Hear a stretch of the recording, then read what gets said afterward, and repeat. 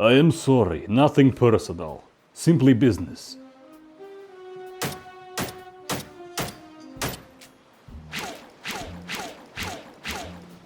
Dude, you can't kill me. I'm a sea. You can't kill a sea. I wouldn't be so sure.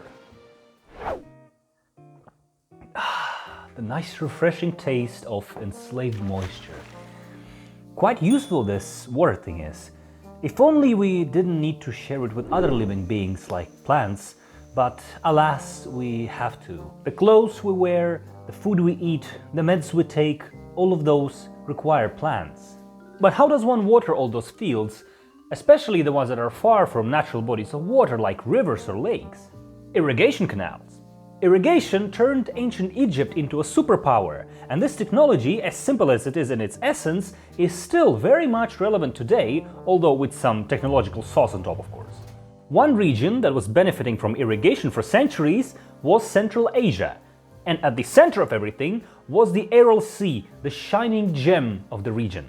Allowing agriculture and fishing, as well as regulating the local climate, the Aral Sea was a very delicate treasure that needed utmost care and respect. Who's there?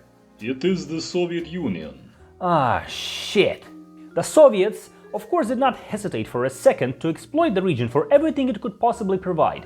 The region was said to become an agrarian powerhouse, particularly for growing cotton, often nicknamed white gold. But the problem was the surrounding lands that were intended for the fields just didn't have enough moisture in the soil. But what do you know? There was a convenient water source just nearby.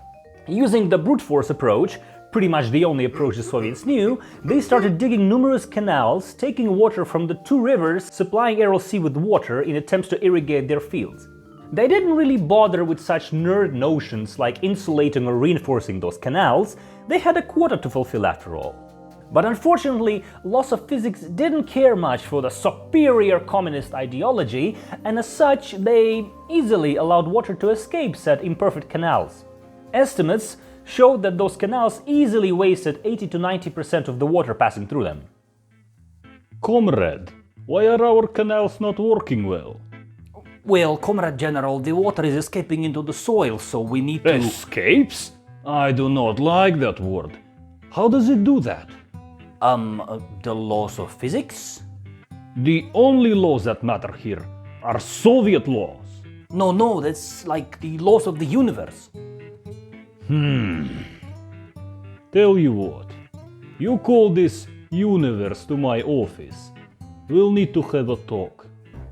Being dumb and lazy bastards that they were, the Soviet officials didn't listen to the common sense, and instead of reinforcing and fixing existing canals, they just built more of those poor quality ones, wasting even more water. The Aral Sea, as vast as it was just no match for the weaponized stupidity wielded by the Soviets, and it eventually started shrinking. First a little bit, then a little more, then a lot more. Over the course of next decades, it almost disappeared completely, to the point where only a handful of small splinter lakes remain today. Where there was once water, the scalding hot Aralkum desert was now spreading its poisonous dust filled with pesticides from the fields. If you were to visit the place today, you would find a bizarre landscape of countless ships just quietly rusting in the middle of the desert, water nowhere to be found, a scene more common in some post-apocalyptic movies. And the cherry on top is that none of this was a surprise to the Soviet leaders. They knew this would happen. Sure, it was one of the worst ecological disasters in history, on par with Chernobyl, but those cotton yields though. Lives of locals, the ecosystem, climate change, they didn't care about all that. After all, they were not Moscow, the actually important place. Maybe show this video to the next commie boo that will try to tell you about the unity and brotherhood of the Soviet Union. But you know what will never take too much water from the rivers and kill an entire sea? This channel. So you should totally subscribe. Maybe also check some of my videos. You never know what you may learn. Come on, just click. Just watch one or two or all of them, Come on. Bro, come on.